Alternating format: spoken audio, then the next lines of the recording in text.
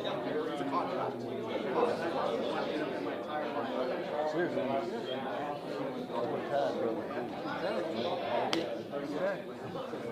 Okay, we got about 2 minutes until we're going to start this council meeting, so you may want to go ahead and wrap up your conversations, find a seat, and we'll get started on time.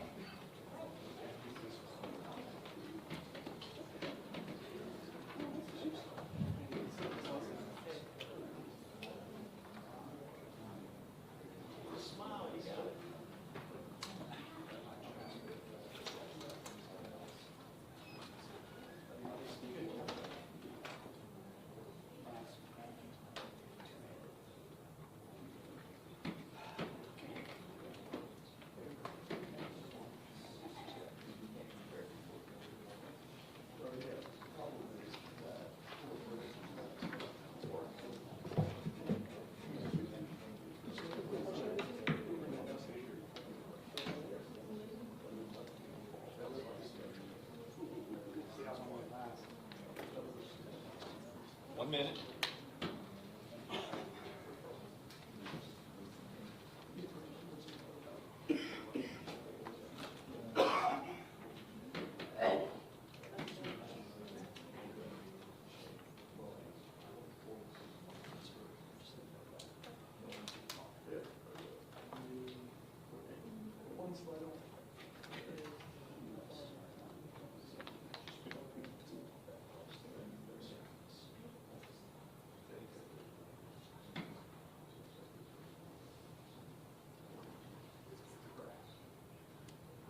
It's now 6 o'clock. I'm going to call this meeting to order, and if you would, everybody stand for the invocation and followed by the Pledge of Allegiance.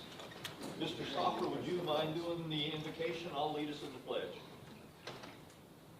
Let's pray. Lord, we do thank you for many blessings. We thank you, Lord, for a city that is truly Niceville.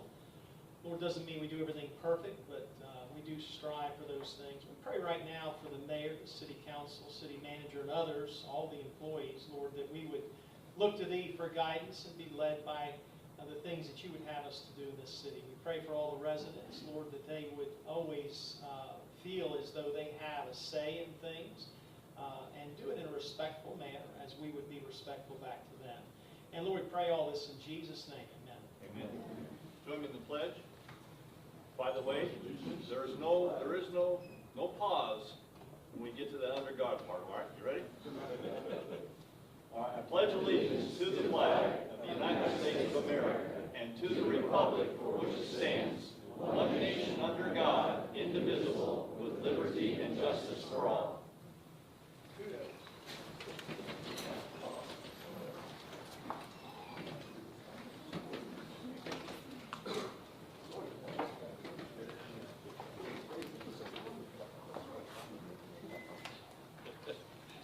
Okay, before we move down to the meat of the meeting here, are there any additions or deletions to tonight's agenda?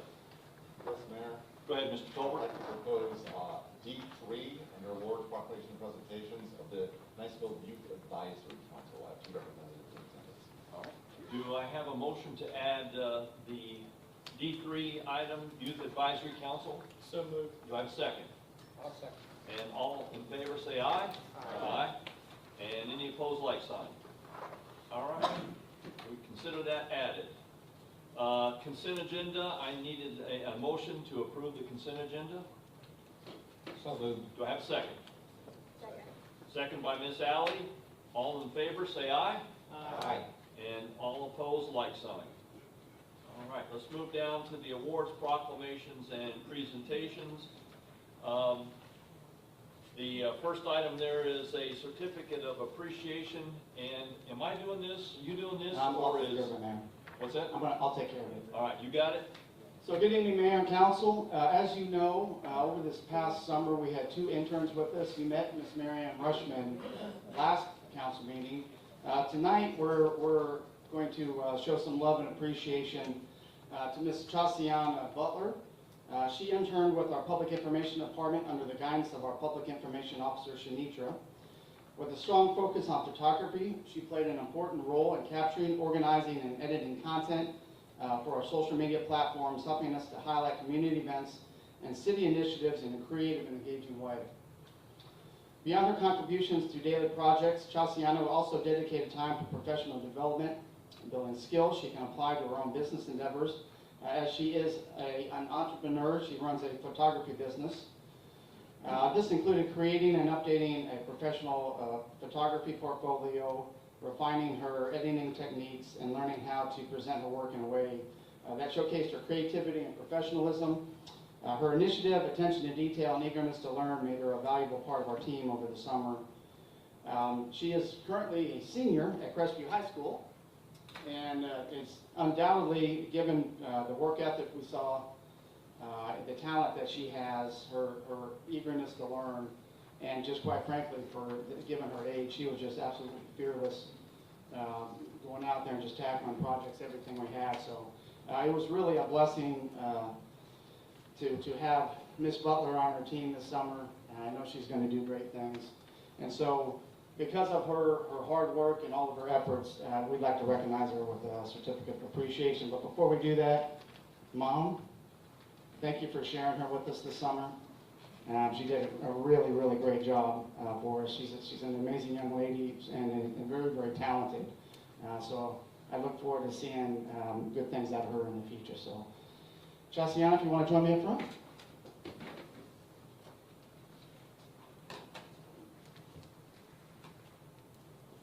You can come on up and get closer if you want for the photos.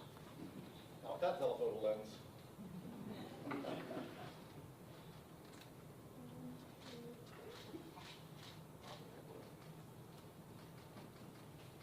I hope I did it.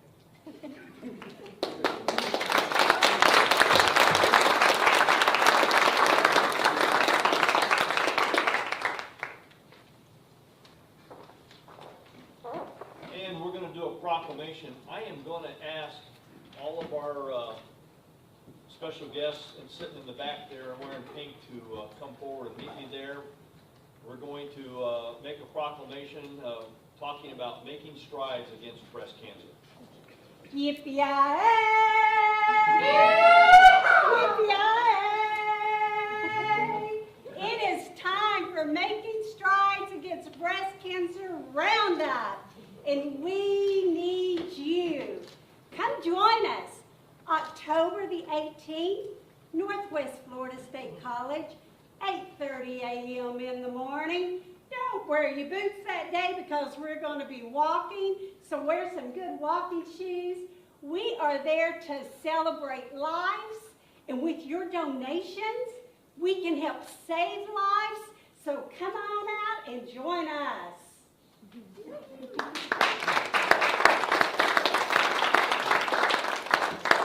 It's a real pleasure to do this. We've done this how many years now? 3. So, as she just mentioned, we're American Cancer Society making strides against breast cancer of the Emerald Coast. So here's the proclamation. Bear with me for just a few moments. Whereas breast cancer is the most common cancer diagnosed among women in the United States, and it is the second leading cause of death from cancer among women. And whereas in 2024, the U.S. had an estimate of 310,720 new cases of invasive breast cancer diagnosed among women, 42,250 women deaths because of this disease, and more than 4 million women had a history of invasive breast cancer or were living with the disease. And whereas in 2024, the U.S. had approximately 2,790 new cases of invasive breast cancer diagnosed among men and 530 male deaths due to the disease. And whereas the Making Strides Against Breast Cancer program is a 3 to 5 mile non-competitive walk that has collectively grown into the largest network of breast cancer awareness events in the nation, uniting communities with a shared determination in the fight to end breast cancer. And whereas there were more than 150 of the Making Strides Against Breast Cancer events nationwide, which raised more than $60 million in 2023.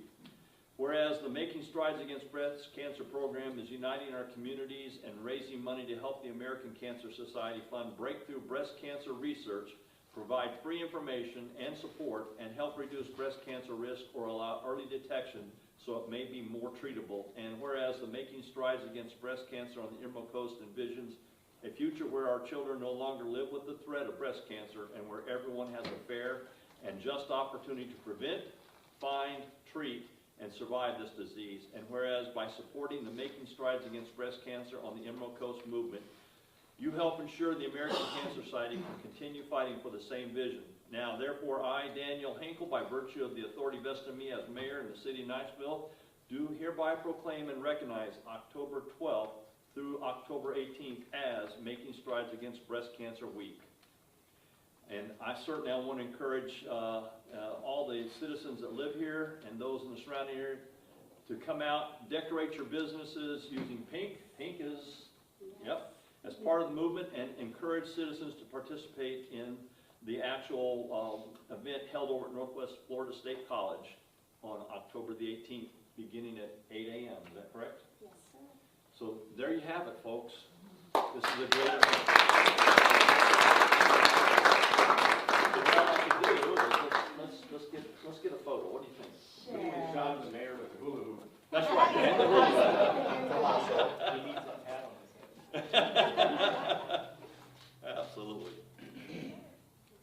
You know, our mayor really leads the way in the city of Niceville, and he came out last year, and boy, does he have some dance moves. So that is enough to come out and to see that day. Yeah, that's an event that is a lot of fun, but I'll tell you, even though I was doing that, I was not sure I was happy, because my body was trying to do things it's never done before.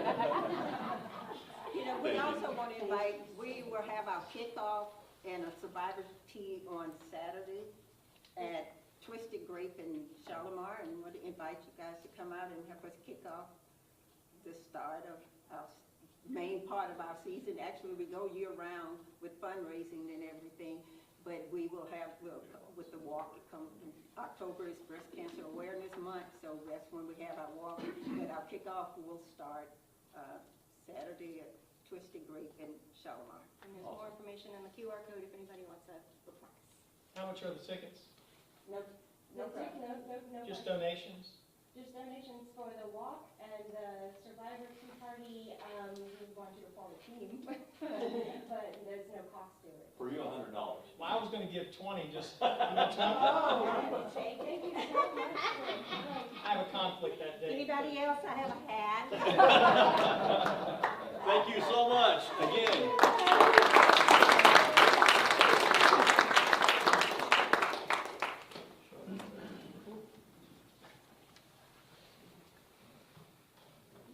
All right, I believe we're at item D3, Youth Advisory Council.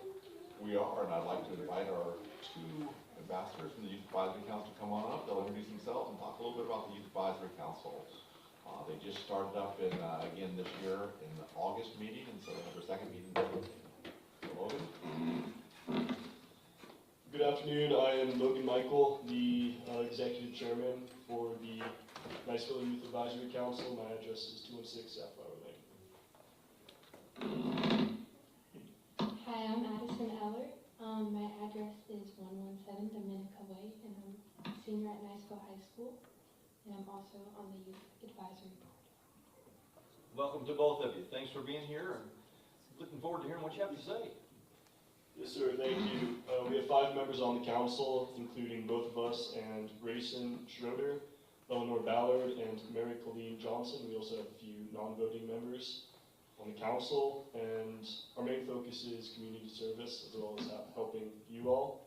And right now we have, I think, about 4 projects we're working on. Number 1 is a recycling social media campaign. Also, we're going to be meeting with some schools, talking to some kids to increase awareness about recycling. And we will also be doing an autism fundraiser here in the spring. A few more things we're doing. We're coordinating with Sharing and Caring to host a fundraiser, but that's still up in the air. We're also coordinating with Wreaths Across America. I'm on the speech and debate team at Niceville High School, and we do speeches for the veterans that have no family members to give speeches for them. But there's going to be 5 trucks bringing in wreaths, so there's going to be a lot of them, and we need as much help as we can get to stage and fluff the wreaths for the graves.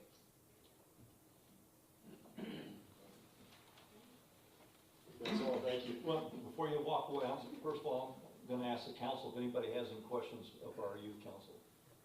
Go ahead, Mr. Schatz. Yeah, thank you for the update, and I suspect that you probably said it last month when you gave your briefing, but what grades are you in? Are you juniors or seniors? Yes, sir, both of us are seniors at Niceville High School. I think the other 3 members are all juniors, so. Thank you. Ms. Allen? What day is the laying of the wreaths at Heritage Gardens this year? Sorry. It should be, I'm pretty sure December 12th, so the Friday before December 13th, which is the ceremony. And it will be at Heritage Gardens on that day? Yes, so the 13th is the ceremony, and they'll do the Heritage Gardens in the morning, I'm pretty sure, and then a little bit later they'll do sunset. And I don't know the times for sure yet, but when I get those, I can report back. Appreciate it much. Thank you. Any other questions? Thank you. Appreciate you.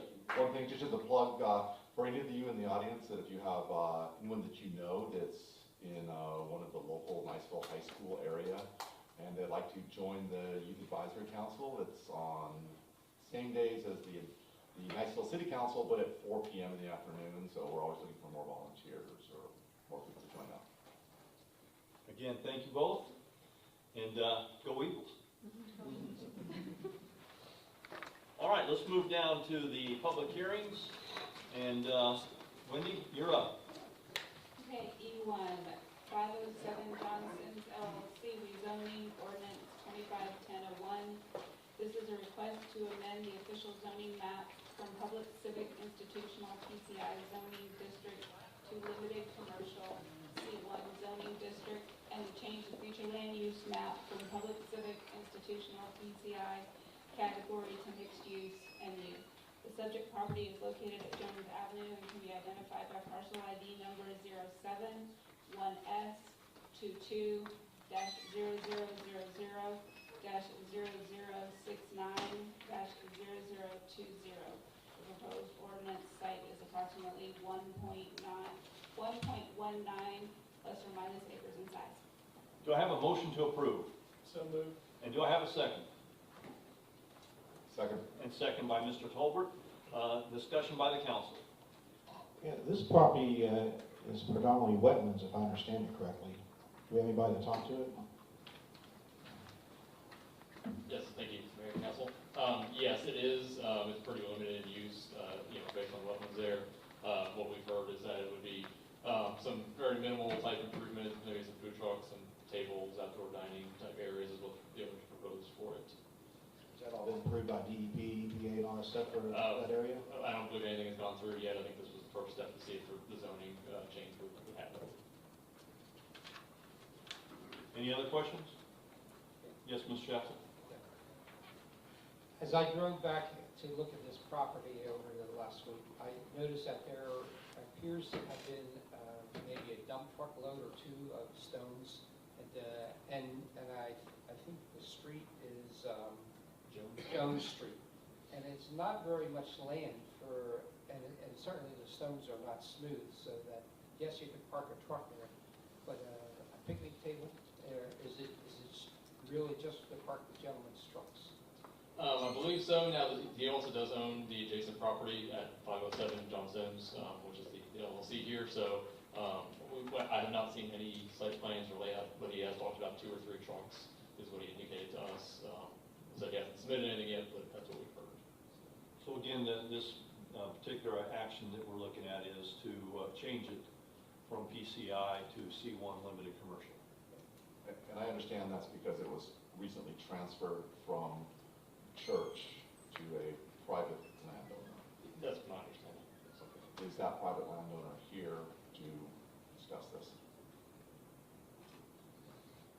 Do we have that landowner here by any chance? Here's not. All right. Any other questions by the council? Would anybody in the audience like to come before the council on this issue?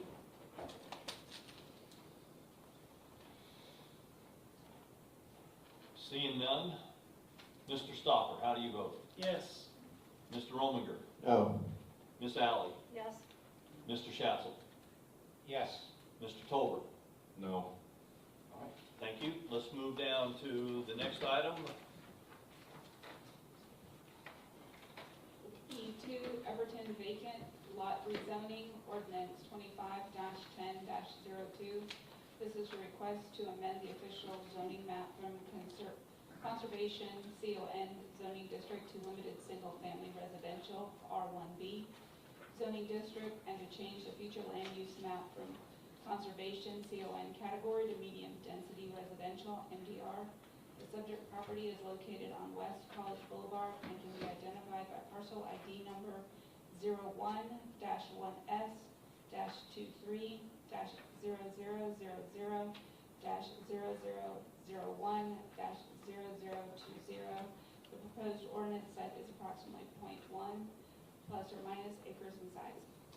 Do I have a motion to approve? Motion to approve for discussion. And do I have a second? Second for discussion. Second. Alrighty, do we have anybody else that can address this issue? I'm here also with applicants is here as well. Okay. So if there's any specific questions, if not, I'll just kind of briefly go over the request here. Please do so. Just go over the request, and if we have questions, we'll fire away. Okay, yes, sir. So this request, this property is on College Boulevard, like as I mentioned, the applicant is here. So the staff and planning commission did recommend denial of this one due to really the development standards and unique size and configuration of that lot. It's a smaller lot in lot depth. It does meet the minimum standards for lot size for that R1B zoning. However, if it was rezoned from conservation to R1B, based on setbacks, there would only be between 5 to 10 feet of buildable depth of the property. And so, looking at that in mind, kind of next step in there is probably thinking through a potential variance, but a criteria for a variance is that you can't kind of inflict your own kind of hardship, difficulty there. So, looking at the consistency with the development standards and land development code, it was the grounds that staff did not recommend approval, and then the planning commission also did not recommend approval at their meeting last week either. Any questions for him? Did the owner want to speak? Yes, sir, please. Please come forward, state your name and address for the record. My name is Jack Rose. My address is 4101 Chanticleer Drive in Panama City Beach, Florida. And yep, I'm the one that's the applicant. So a little background on how I got here, right, standing before you. So I'm a military member, but I am retired. I fly those pointy jets. But I live over in Panama City Beach, as my address shows. And on retirement next month, I'm actually taking a job here that's over at Eglin Air Force Base. Problem with that is I'm a family man. I got 4 kids and a wife, and they're entrenched over there in Panama City Beach. I have a senior in high school and a sophomore that, play in the band over there at Dartmouth High School, and I got 2 young kids also. So I'm going to need to share time in between Panama City Beach and where my job is over here. 2 hours-ish on the drive commute, so it's not a commute that I actually want to make every single day. So I just give this background on how I got here. So I was looking for a property that I could build a house on that I could live in 3 to 4 days a week, and then 3 to 4 days back at my primary residence in Panama City Beach. This lot came up, it satisfied my requirements, which is close to Eglin Air Force Base. Price is obviously very important. But the one problem is it's zoned conservation. So conservation is usually for protection of the environment, those type of things. And I'm a huge, what do you want to say, conservation. So I got a master's degree from the University of Florida last December in agronomy, which is large-scale agriculture with a focus in agroecology. So I have 41 trees over at my primary property that are live oaks that are beautiful, and I planted 10 more mulberry trees that I get mulberries off of for a 70-pound pumpkin. I love the soil, I love the trees. So, what you will not be getting if you decide to rezone this to residential is someone that comes in and clears out all the trees and puts down something that's gonna be an eyesore. I'm a person that's gonna protect that area, as I build a house that's gonna suit, my needs as well as my family needs. So that's where I stand. The planning commission, they did vote against it 3-2, so it's by 1. I wasn't able to, ask them. I didn't know if it was appropriate to ask, why they voted against it. But that's what I have. Your planning department here has been fabulous in working with me through this entire process and let me know how that goes. I think that's it. The property just to the west of it is zoned R1B, and all the land behind it is the Eglin Range, which is zoned conservation. What questions or concerns do you guys have? Any questions? Mr. Tolbert? Do you currently own a piece of property? Do I own a piece of Do property? you own that piece of property? No. So let me give you background on that. So that's a great question, sir. So when I was looking for a property to buy, this one showed up, on the MLS. I am a realtor also in addition to planning plans. I got my real estate. I have an active Florida real estate license. So when I'm looking to buy a property, I'm going to investigate everything about it. Everything, public, the change in ownership and stuff. The one thing that I was not able to investigate in this property, and I asked the planning commission, is why was it zoned conservation in the first place? How did a piece of land that's zoned conservation get into the hands of a private party, right? A person. And Ms. Stanley, Lisa Stanley, they did not have the answer for that, and I don't have the answer for that. There's a lot of public records on changing hands, but as far as like how it got zoned that way, unknown. So when I contacted the realtor, she's like, hey, you should move on. This is a dead-end listing. You can't build there. And she gave me, all these reasons. And so I was like, well, how about this? If I make an offer, and I will do the legwork to get it rezoned. So the offer is contingent upon it getting rezoned, because I don't want to spend, $50,000 on a piece of property that I can't use for what I want to use it for. So that protected me, and it also protected her because she didn't want to go through the rezoning process. So I bear all the financial responsibilities to do that. So that's the contingency in the contract with her. Any other questions? I would say I came in thinking that there was no way I would vote for this, but looking at it, and I think just for the audience too, we're talking about this lot here. This is zoned M1 industrial. This one is residential, and that's the lot we're talking about. It's not like we're in the Eglin Range right in the middle of it. This is something probably, like you said, how did it happen? So I just want to make that point that your story is compelling. I have a question, not any of our staff. So they denied based on potential impact to CRS. What impact to CRS would this have? So I did review it. It will not have an impact initially. I was thinking it could potentially, it would be the open space credit. So we get credit for preservation of conservation lands through our CRS program. However, this one is just outside of the special flood hazard area, so it does not impact our open space credit. So, Do we have a record when it was put into conservation? we've not, as the applicant kind of alluded to also with Stanley and Lisa on our team, they tried to do some research into it before I actually got here, and hadn't found how that came to be. Myself, my best guess, really, without knowing any background, is potentially looking at that subdivision plat. It may have been some type of open space requirement in that plat going way back, and that's pure guess, on my part there. One more question. Yes, sir. What kind of variances would you be expecting to ask for? So, I will not be, how do I want to put this? I don't need much for myself, right, as a landing spot to build a small house. I would prefer, in my preference, to build a 3-bedroom, 2-bath house conducive to what the other buildings are along that property. So I would most likely request a variance. However, even if it is not approved, I would still want to build a small house on that property. What is small? I mean, you're 0.12 acres. What is a small house to you? Yeah, absolutely, sir. So it is, it's 53 feet by 100 feet, is the dimensions of the property. So we're looking at an 8 to 10 foot, I know this wasn't meant to be a variance meeting at all, but. No, we want to know. But I'll actually This explain it to this you. will impact how we vote, because if you fundamentally hurt the other landowners, we wouldn't want that. Absolutely. So as I understand the requirements, 5 feet from the edge, 25 feet from the front, and 20 feet from the back is how it was explained to me by the planning committee. So the edge, it's 100 feet wide, there's plenty of space there.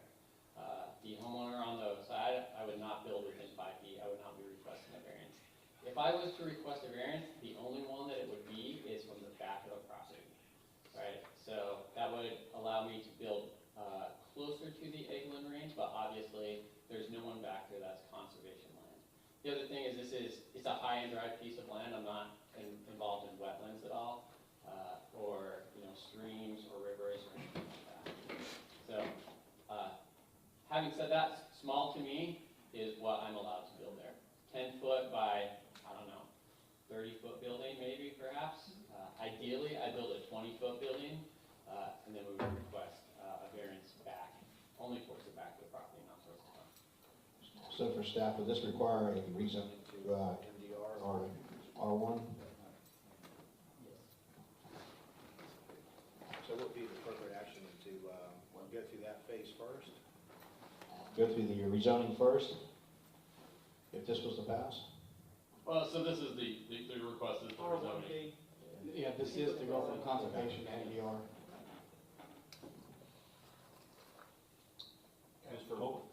For clarification, is that side of College City or county access to the property? It's right off of College Boulevard, sir. So which, is it on the county side or is that on our side still? Well, I guess it would be ours, yeah. Okay. But it's right off of College Because all the other houses come off of one entrance and then they all divide off of that. So this would be another entrance off of College Boulevard on that corner. If I may speak a second to that, it's within the, it's within the Niceville limits. However, Ms. Stanley did advise me that that is a county road. And so in order to have an entrance, I would have to contact the county to get, what is it called, a curb made. And I did contact them and that is available to me. If I may speak, one other addition, I've also been in works with the city, because it doesn't help me if I build, if we rezone it, but I can't get utilities out there. And so I've also been working with the utility company, Alicia Keys, of the Water and Sewage Department, to make sure that I can get utilities there. Are there any other questions by the council? Thank you, sir. Is there anybody in the audience who wants to come before the council on this issue?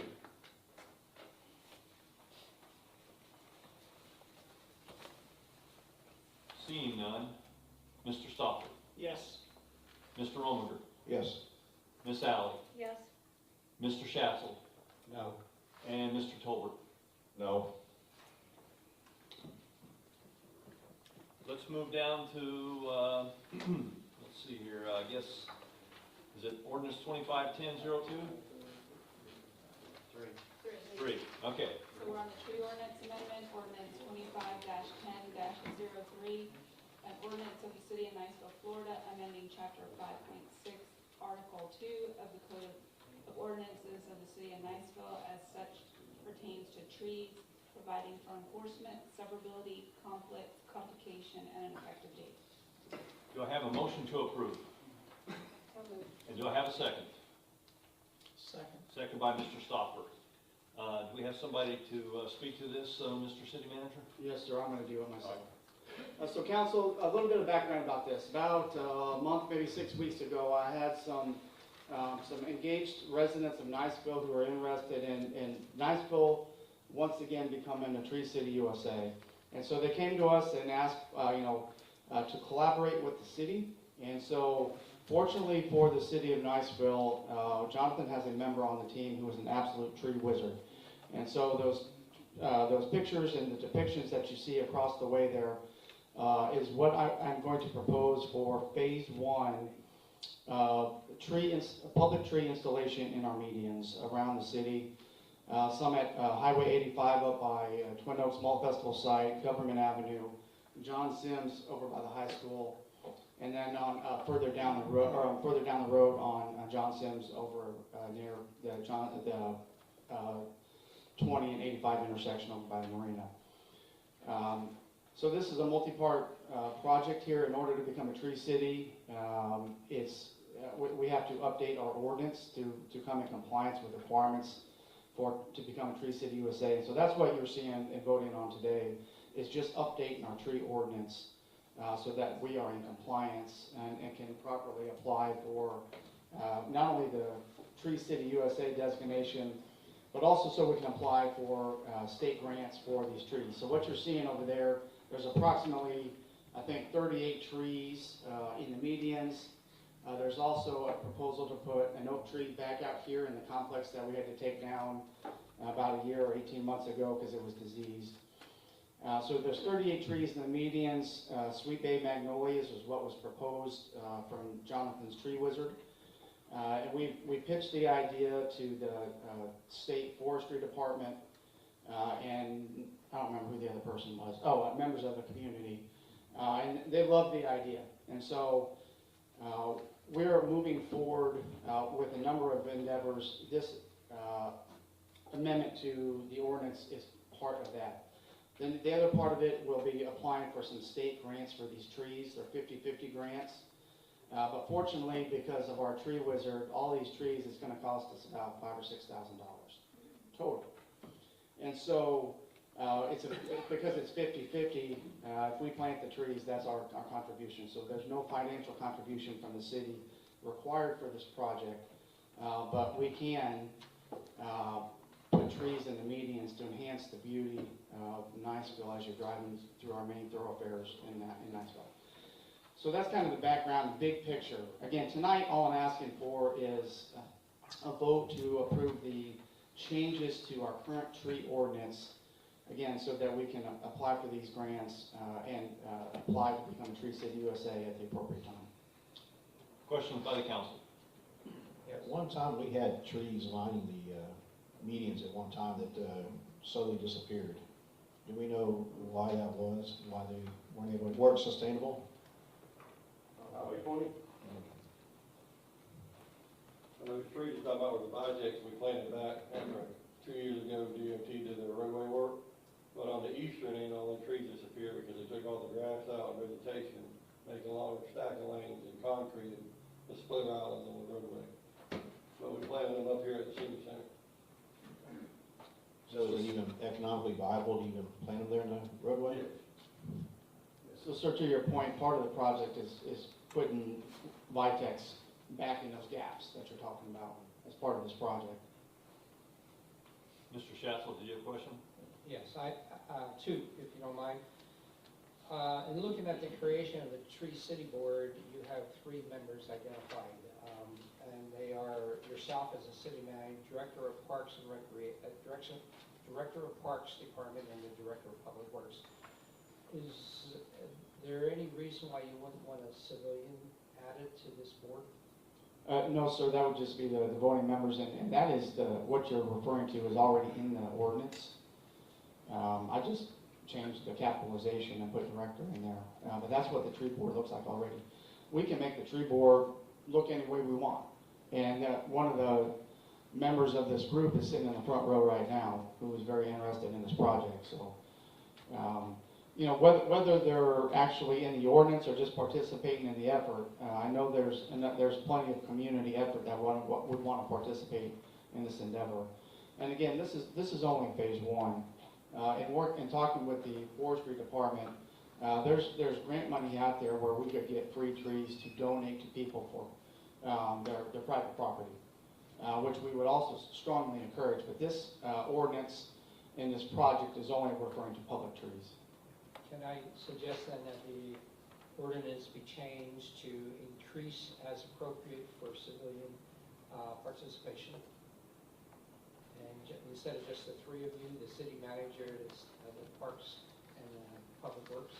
So the only pushback, I guess, I would offer to you on that is this tree committee is much broader than planting trees and exploring opportunities.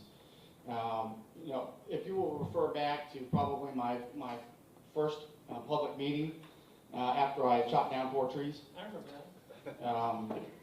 You know, that endeavor was required because of the damage it was causing to public infrastructure.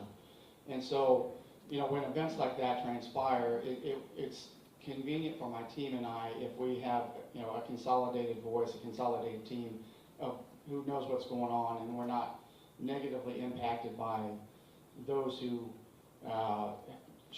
share a different opinion and might hinder and slow down our processes that and when we're trying to protect our infrastructure. Second question I have, are you looking at the Arbor Foundation to get a Tree City recognition? Yeah, yes, sir. That's where the Tree City USA is coming from. Are there any questions? Mr. Tolbert? Along with Mr. Schatzel, I would have encouraged 3 voting members of this committee to be you 3 with public participation encouraged. I.e. noticed meetings so that there's truly an opportunity for other input to actually happen. Because if we just say as is, this just happens and nobody knows these meetings happen. So that's why I would encourage it to be more in the sunshine. Yes, sir. For these decisions to be made. You still 3-peat the vote, but we want the public participation, which would drive the public meeting notice for these decisions. Yes, sir. Any other questions? Would anybody in the audience want to come before the council on this issue?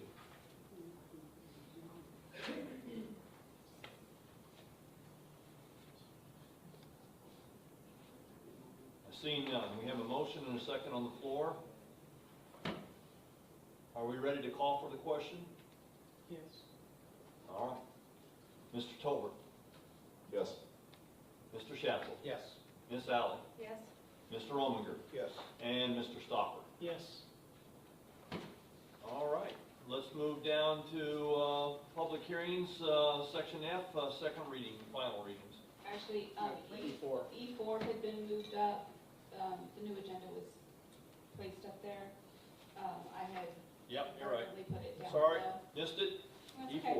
Let's do E4. E4, Record Operation and Services Ordinance 25-09-01, an ordinance of the City Council of the City of Niceville, Florida, providing for authority, establishing Chapter 21, Record Operation and Services of the Code of Ordinances as authorized by Chapter 323.002 and 715.07 of the Florida statutes, providing for definitions, providing for severability, providing for codification, and providing an effective date.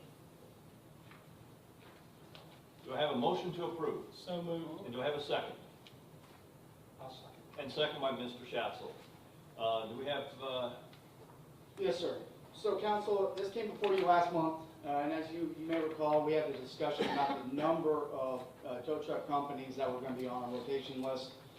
We took the advice and counsel of the council, and we went in and we tweaked paragraph section 21-8, paragraph I, which is on page 6 of this ordinance at the very bottom of page 6.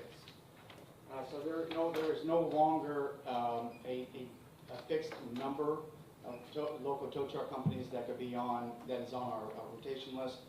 And it's, you know, and again, we will always and forever work with local tow companies if we can, and if and only if none of them are available, where we go seek outside support from a tow company that's outside of Niceville.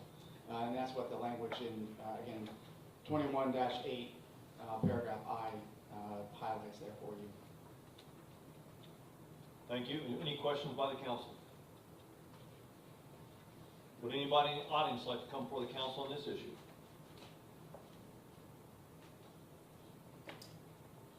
Seeing none, Mr. Tolbert, Yes. Mr. Schatzel, Yes. Miss Alley, Yes.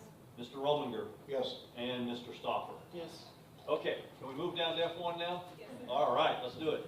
Okay, F1 is Charles variance, final order. This is a request for reduced rear setback to the subject parcel. Proposed resolution, it's not a resolution, is for 1748 Hopper Street and can be identified as parcel ID number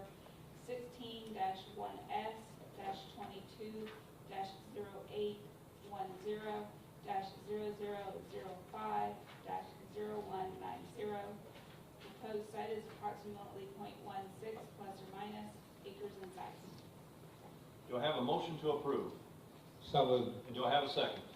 Second by Miss Alley. Discussion by the council, or do we have somebody that's going to speak to this one? Here comes Mr. Chris again. Thank you. So this variance is pretty straightforward, really. It was recommended for approval by the planning commission. They're looking to build an aluminum framed screen room in their backyard, and we're asking to reduce the rear yard setback to do so. We've not received any public comments or any issues against it. Thank you. Any questions? Would anybody in the audience like to come before the council on this issue? Seeing none, Mr. Stopper, Yes. Mr. Rominger, Yes. Miss Alley, Yes. Mr. Schatzel, Yes. and Mr. Tolbert. Yes. All right, let's move down to F2. F2 is for the Veterans Day Parade, Resolution 25-09-01, resolution accepting liability associated with the closing of a state roadway for purposes of a parade. Do I have a motion to approve? So moved. Do I have a second? Second. Second by Miss Alley, okay.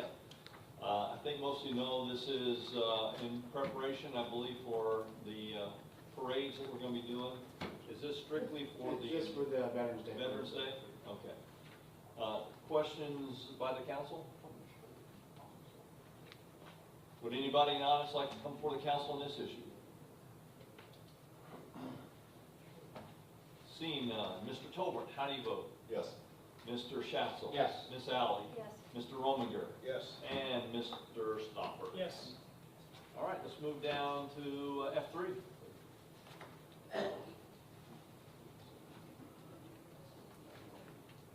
Are we gonna, do we want Request to? to table. Yeah, I This got is it. for a second reading of the development agreement between the city of Niceville and Rumpel Properties. The request has actually been changed to continuing it, not tabling it. Okay, so it is a continuance. Yes. That's what I was wondering if it was, okay. So at this point in time, no action is required? Just to continue it, council, is all I would ask. So that'll give us time to Okay. continue to negotiate on this development agreement. Sounds good. So I need a motion then for a continuance, Motion to continue. and do I have a second? I'll second. Second, any further discussion by the council? Would anybody else like to come before the council on this issue? Seeing none.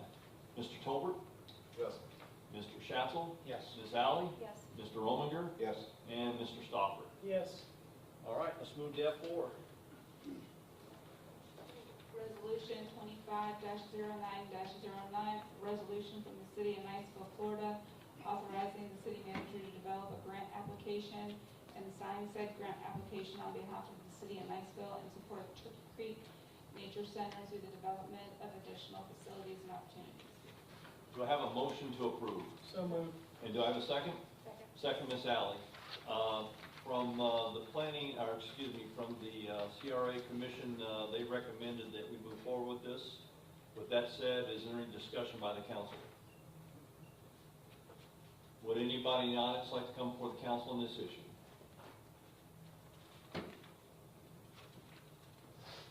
Seeing none. Mr. Tolbert? Yes. Mr. Schatzel? Yes. Ms. Alley? Yes. Mr. Rominger? Yes. And Mr. Stopper? Yes. All right. Let's see. Are we actually at reports now?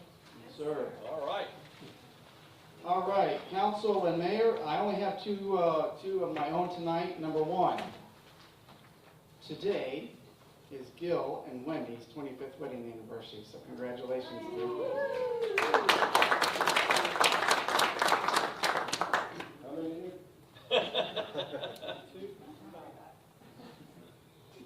And number two, so I'm blessed to serve with a lot of amazing men and women on this team.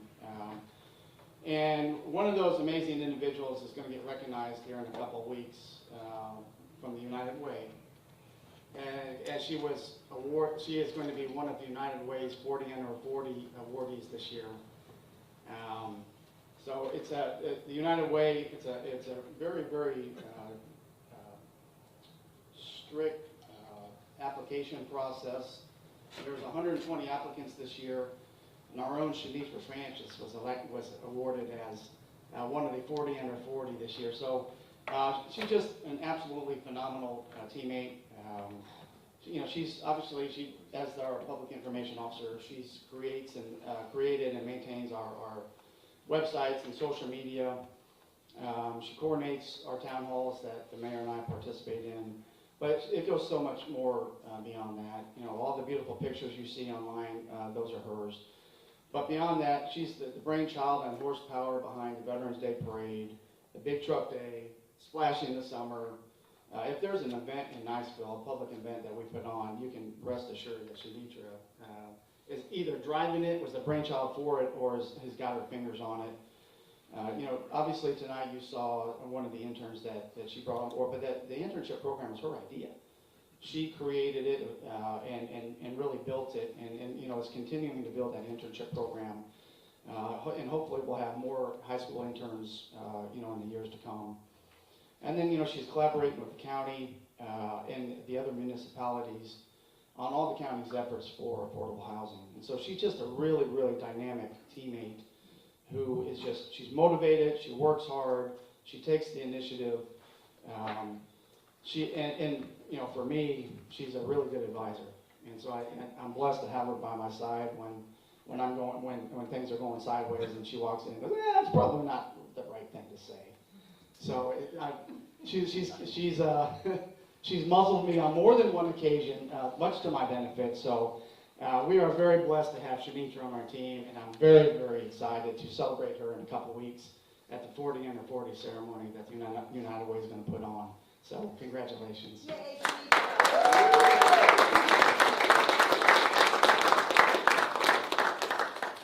And with that, where's Chief Hayes at? Hiding in the shadows. Mayor, council, manager. All right, I've got the August statistics for you. During the month of August, the Niceville Police Department responded to 2,309 calls for public assistance, 34 crashes involving 65 vehicles, 178 citations, 218 traffic warnings were given, total of 14 misdemeanors and a total of 5 felony arrests and 8 DUIs. One of the events we just did, we did helmet fitting training with the fire department, which is going to help us give out free helmets to the kids at some of these biking events. We've got the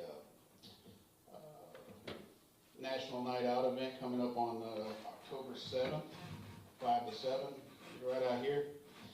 We're going to be giving away free helmets to any children that want it, and they'll be properly fitted with the certified instructors and helmet fitters, I guess is what you would call them. I don't have a lot else exciting. The speed zone cameras, the breakout was in August. The police approved events, which means they're the ones that we've looked at and verified, and they sent out, is 1,271 for the month of August. And that was police verified, and the reason that number is actually a lot lower is because we were working through getting the signs correct, getting some of the lights quit working, so obviously we're not going to send out citations for anything that's not above board and regulated and ready to go. Any questions? Where do these people live? Niceville? All over, My I guess. goodness. Yeah. Well, some of them are getting a couple a day. I'm getting those in. And I do have a friend in Fort Walton. She said, I got 3 in one day, because they've got a lot of schools on. Oh, my goodness. But it's a learning process, but we gotta get them slowed down. How about the skateboarder? Can you discuss that? There was, Yeah, it was an adult male on an electric skateboard. He is currently, as we speak, still alive, thank goodness. He was in critical condition. And several citizens assisted on the scene to help him stay alive, but he did sustain severe head trauma, so there's no still. helmet? I don't believe he had a helmet, but I'm not 100% certain on that. Chief, how many DUIs did you mention? 8? 8, sir. Any reason why the increase compared to the previous month? Is there a holiday in there that? No, we have a. Last month was high too. Yeah, we have a couple traffic officers that are focusing on that right now. One in particular, he goes after him. Thank you. Used to be they would try to find out where they came from, and that would be, I've heard the council ask, where did they come from? Did they tell you? So I don't know whether that's something that's important or not. As far as where they were drinking? Where did they leave to get? They don't have to, but that is one of the questions, but I'll have to keep that to myself for right now. Are there any other questions for the chief? Let me just emphasize one thing that you start off with as far as the school zone cameras. Folks, this isn't about getting a bunch of money. This is about changing behavior so that we keep our kids safe. Please, please, please, slow down in the school zones and make sure you let your friends know that we're looking for behavior change, all right? Thank you. And we are accepting volunteers for help on the National Night Out, if anybody's interested. Just let me know. That was the 8th, or what was the date? 7th of October, 5 to 7. National Night Out. National Night Out. He's looking for volunteers that night. 7th. 5 to 7. 5 to 7. What is that? It's a nationwide program for basically youth and kids to come out and interact with police and get out and have a safe night. It's a fun event. There'll be games, food, different types of events for them. I want to say one more thing about the speed cameras too, just so we can clarify this again, because people don't understand that those speed cameras are operating from 6:30 to 2:30, is that correct? Yes. 6:30 to 2:50. From 2:50, I'm sorry, 2:50. So that people are aware that if you're speeding at 11 miles over, you're going to get dinged during those hours. Correct. When the lights are flashing, it's 11 over regardless, but after the lights stop flashing, it reverts back to the standard speed where you're at. But if you're still 11 over, the 11 standard over. speed is still, and if you speed on the same area during that time, 5 times that day, you're going to get 5 tickets. You'll get 5 citations. And council, just to put this in context, there were roughly 20 school days in August. So we're averaging about 90 a day. Again, it's about a behavior change. About safety for our kids, for sure. Make them safe. Thanks, Chief. Yes, sir. All right, Chief Kukulis, please.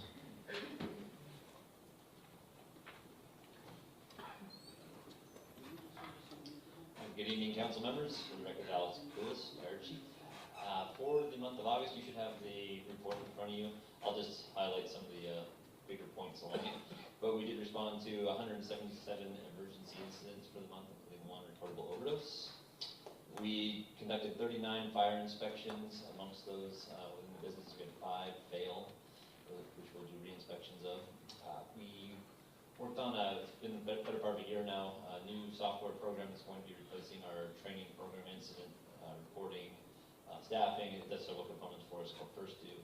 That went live on September 1st, so that's going to be a big change in our ability to gather data. As far as community department events, we participated in several station tours and other events. Obviously, with the schools back in session, we were in attendance there, as well as football games. We were present there, participate with the community there, as well as being on EMS standby for the students and community that's in attendance there. What's not on here, it was not really August, but we did just attend the 9/11 Memorial Stair Climb at the high school this past Saturday as well. Obviously, the 24th anniversary of that event's coming up here in 2 days, so they celebrated it. Celebrate's the wrong word. They commemorated it a little bit early this year, but we had about half of our firefighters there climbing the stairs alongside several hundred community members, so that was a nice event to participate in. As far as training and education goes, we had several phone calls at the fire department as well as the police department looking for child safety seat inspectors. So we're trying to pursue certification. It's actually a 40-hour training certification. It's unfortunately not offered locally, so we're having to either go out or bring someone in to get that, but we hope to be able to do that soon so that we can help some of our community members with young children and infants and getting those properly installed. We attended the active shooter assailant training with Eglin Air Force Base staff and a tabletop exercise so that we will integrate uniformly with them for their events, and then we're in the planning process of how they will work with us as well as our other local responders. And then lastly, I did send out the invitation for the Fire Ops 101 event that we're trying to do for you all as well as some media. So looks like, based on the polling, if you haven't responded yet, October 20th may be the day where most are available. I know it wasn't a single day where everyone was, but we're going to continue that planning and get back to you with details on that event as it unfolds. 20 October, right? October 20th, yeah. What was the time on that again? It's a morning, it's from 8 a.m. to 1 p.m. is what we've scheduled. Aside from that, I don't have any further unless you have questions. Questions? Thank you, Chief. Appreciate it. All right, Mr. Lair, please.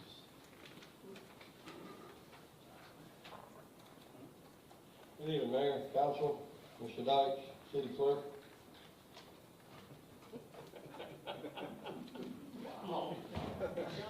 You're not gonna go long, are you? No. Update on the reuse pipeline. Gator boring is complete with the bores and the reuse pipeline. Finished up Friday. The fittings, the reducers for the bores will be here in about 2 weeks, so Okaloosa County can move back in and start back on that pipeline going to Deer Moss Creek. Aqua meters in town upgrading our meter system. They've installed about 1,800 meters so far, and hopefully be done by November. We get a lot of calls about water bills. Mr. Knight. Finding a lot of issues out there, so probably gonna hear some. Gulf Coast Underground in town trying to finish up our yearly sewer rehab work. Had a little issue down in Palm Estates over the weekend. Ernie and his team's working with Gulf Coast Underground and their owners. Got a pretty big issue on Plumosa Palm. About 380 foot of the liner got twisted up, so we had to dig up the road. Well, they will have to dig up the road. So no expense on the city. We are currently working that issue. In the next couple of weeks after you guys approve the final budget we're hearing, we're going to be starting the engineering and the design on our new Ronald Matthews Well 12. So we got to have that going. Had 49 water calls, 18 sewer calls, 1 water tap, 5 sewer taps, 448 line spots. We did finish up our lining of our stormwater pipes. Have a drainage issue at 116 Bayou Drive. Have a sinkhole in Woods Drive. Bailey Drive sidewalk should be finished up this week. We're going to have our last pour hopefully Thursday. Hill Lane Road extension moving along good. The stormwater's in. They're working on the roadway now. Hope to have that done by September 30th. Just depending on FPL and Cox Communications. The multi-use trail on Palm Drive or Palm Boulevard is complete. So that turned out really well. Talked to Carissa June Friday, got a couple updates. Valparaiso Boulevard sidewalk bid opening. If you get off the phone, Mr. Stauffer. Sorry. Is October the 2nd? October the 2nd. Yes, sir. Valparaiso Boulevard. Bid opening October the 2nd. And we're looking at installing a crosswalk at the intersection of Juniper and Ronald Drive. Half Engineering was in town last week, starting the feasibility study in the Palm Boulevard corridor from 285 to 20, looking at upgrading the stormwater, upgrading some parking where the rocks are, behind the baseball field, around the girls softball field, and upgrading our whole Thomas Rancher Cross, so clean that area up. And then safety for our kids, and Mr. Dyke was saying earlier. Multi-use trail from Forest to College, C.W. Roberts got the approval, got awarded that project. He's got a couple dates for y'all. That project will get approved by the Board of County Commissioners on September the 16th. And thank you, Wendy, for working with Chris. We have a pre-construction meeting here in the council chambers, I think 9 to 12, on October the 7th. Anybody has any questions, it'll be here on the tile side for the multi-use trail going down College Boulevard to Forest to Rocky Valley Drive. Miracle League Field, bid opening for that is September 17th. So once approved, Opening or closing? the bid opening. Okay. Bid opening will be September 17th. Once that's open, once the bid opening happens, it'll be about a month for Board of County Commissioner approval. Pre-con meeting like we're having for the multi-use trail. So we could be kicking this project off by December. So just the way the ball rolls. We repaired some walk trails on Bay Shore Drive. And starting Monday, October the 6th, Turkey Creek Park will start closing on Mondays every other week from 6 to 12 for maintenance. Any questions? Questions by the council? I have one question. Go ahead. I thought that was a great addition for the poopy stations on the Gulf Davies Trail. Who's responsible for cleaning those out? Does the city have to? Yes, ma'am. Are you doing it once a week or? We go by there once a week, well, actually twice a week, clean them out. Ma'am, that's in the charter as one of the council's. Council members. I'm already on the sewer board, so I'm not emptying poop. So you're a poop professional. You are a poop professional. I have one question, Jonathan. On 285 North survey lines on the east. So that is Lumen, which is CenturyLink. Lumen is the new name for CenturyLink. They're laying fiber from Mossy Head to the back gate of Eglin. One more fiber line. Yep. Any other questions? Oh, code compliance update. Had 30 cases in the month of August, 10 closed, 8 open, 12 courtesies, 10 ongoing, and 4 in investigation, 1 warning.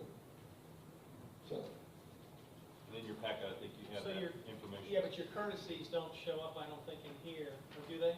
should be on your. It just shows closed, open, and then maybe it's blank as courtesy? Yep. Okay. Any other questions for him? There's some terrible pictures. My goodness. Mr. Romer, do you have something? Yeah, I was asking, ongoing, oh, that's just 2024, I'm sorry.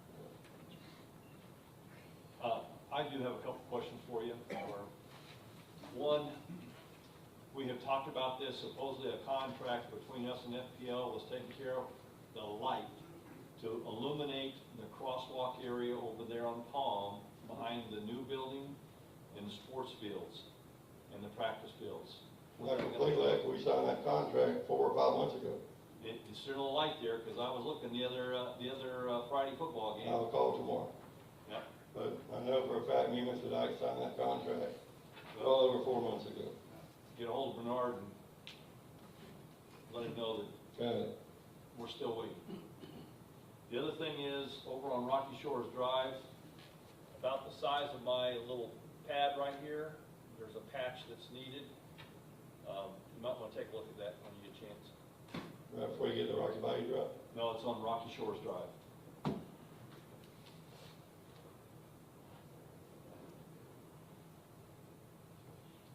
And let me go ahead and, oh, you done, or Thunder or something like that? After you? I don't know, I asked you before if you had anything, you didn't Yeah, respond. I'm gonna do a Kathy out. Go ahead. I'll bring it up later. Go ahead. So on Maple Avenue, I think AT&T, I mentioned this to you, but their line is above ground. Now, if you go right there at Valparaiso, they also made some mistakes, I mean, hitting water lines, you know, that, I need to talk to somebody about that.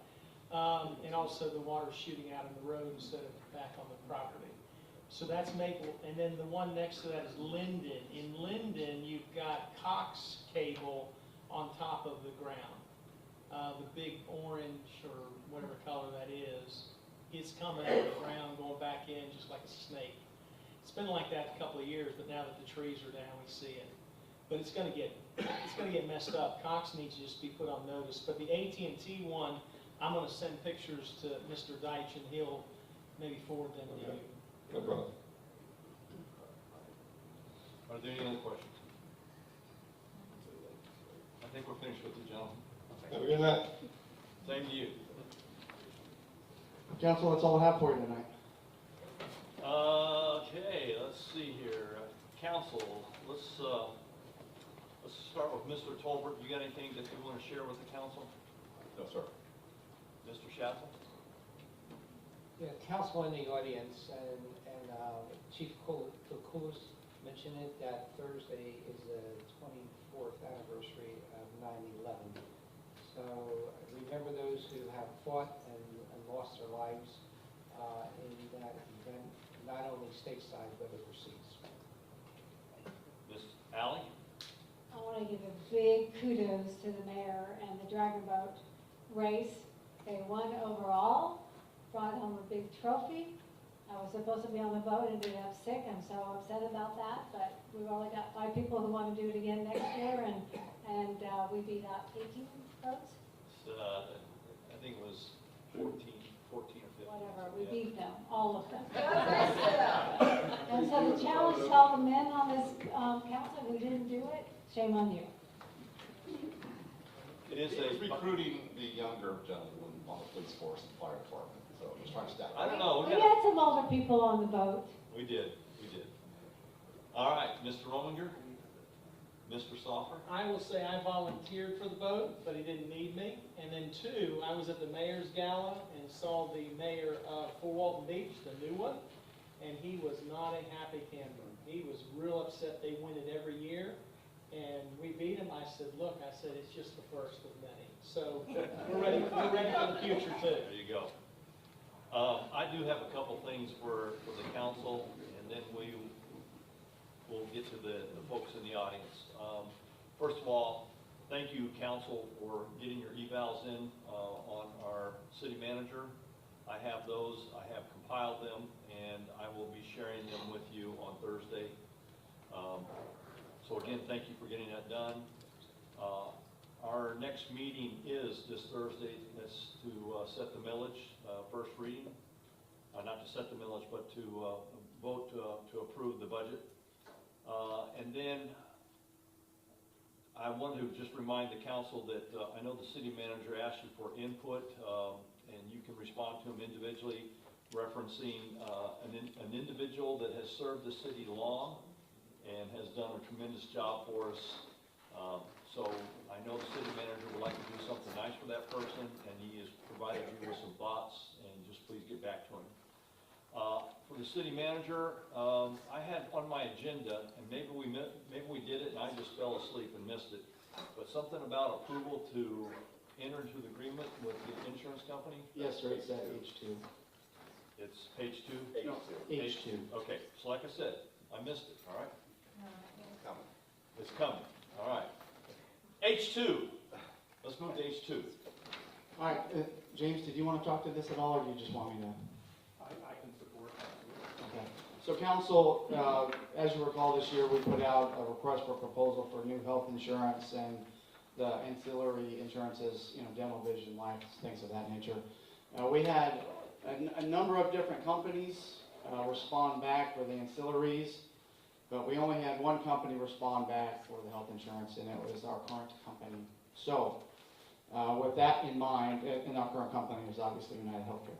So my recommendation, or what I'm requesting, is a motion to approve and allow me to enter into the new health insurance agreement with United Healthcare for the fiscal year 26.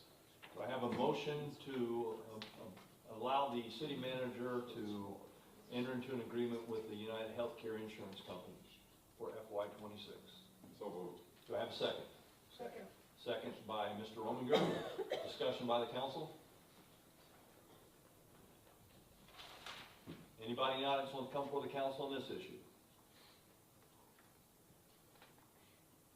Seeing none. Mr. Tolbert. Yes. Mr. Schatzel. Yes. Ms. Alley. Yes. Mr. Rominger. Yes. And Mr. Stopper. Yes. All right. I think we're at that point for the folks in the audience that come that want to speak to the council. So let me get ready to open that up, and let me give you a few ground rules. First of all, when you come forward, please state your name and address for the record. Please get to your point quickly. I'm going to give you 3 minutes. If you haven't made your point or you're not complete in the 3 minutes, I will cut you off. And again, the council is in the receive mode only. With that said, do I have anybody that has an issue or anything that they want to bring before the council?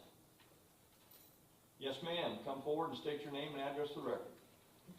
Who's talking to me? I cannot see from here. The mayor. Oh. Hello. Hello. Good evening. My name is Alma de Jesus and I live at 2016 Bayshore Drive, Niceville. The reason I'm here is because I walk every morning to Bayshore Drive, specifically from 1313 Bayshore Drive to Wheaton Island, and the sidewalk is in atrocious state. I walk with 3 of my trainers. They're about 85 years old each one, and already one of them fell.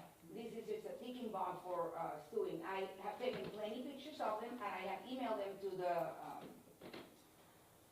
Public Works, and that has been going on since April 29th, and I've been getting back and forth. I have to say, Miss Kathy, I think it's Kathy or Kristen, she's very kind. Howell. She's been very kind and telling me, and the last time I talked to her less than a week ago, she told me to send the email with a few pictures at least the 3rd time. I just want to know what else I have to do, because I haven't gotten a response. And then I heard Mr. Larry saying that you have a piece of Bayshore or something. Yeah, we replaced 800 foot back the other way to where you're talking about. Well, I know that close to Wheaton Island. And we've been down there multiple times in the past 2 months, fixing holes. Well, the whole thing is very holy. Very, very holy. About 50 years old. I know. Well, the thing is, they have fish pound, which is a very broad piece, and it has, you know, for dogs and everything like that, but dogs don't vote nor pay taxes. And that side of the road was not in as bad shape as the other one. You know, and you say, well, why don't you walk on the other one? Because this one has trees, so for the tree progress, make sure you don't cut the trees on that leg. In that way, your project will start being next to the tree seed. So in that way, we're not shooting ourselves in the foot by killing some trees and then planting some trees. So that's my point. Okay, thank you. Thank you very much. You have a good You bet. evening. Thank you. Would anybody else like to come before the council on any issue? Yes, ma'am. Come forward, state your name and address for the record. And you can pull that mic down so you can, there you go. Hi, my name is Christine Geyer, and I live at 210 21st Street.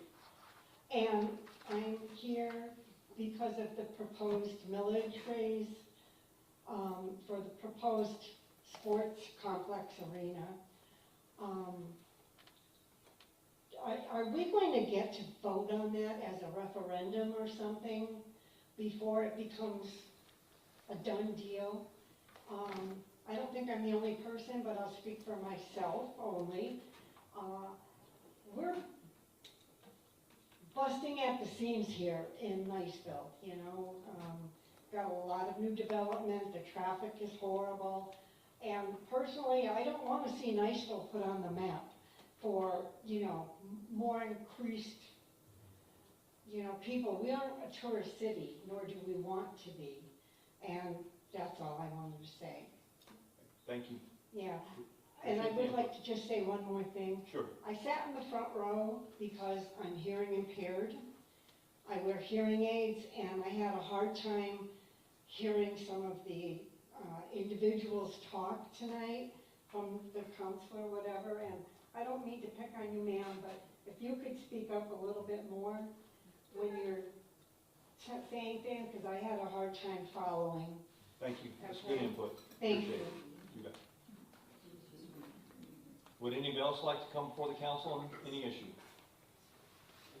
Yes, ma'am. Come forward, state your name and address for the record.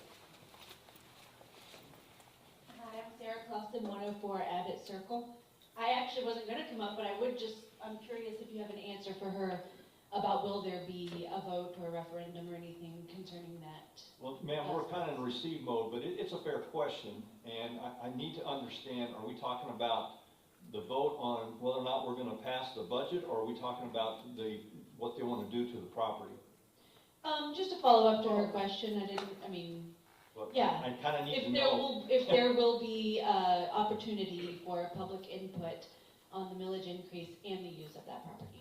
So the opportunity to provide input is kind of passed. It's about ready to go to a vote. This council will make that decision. The first vote will be this Thursday night, and then that'll follow up 2 weeks later. As far as input on what we might do as far as designing sports fields and so forth, there will be obviously a team put together. There will be opportunities for citizens to provide input, etc.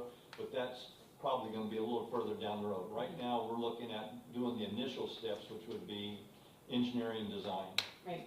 Well, as a little small impromptu follow-up, I will just say I as a Niceville resident, can second her sentiments on being very cautious about our growth and being very cautious about how many more people we want to attract and what we might be sacrificing in the process, especially while we're also talking about becoming a tree city. Thanks. Thank you for your input. Would anybody else like to come before the council on any issue?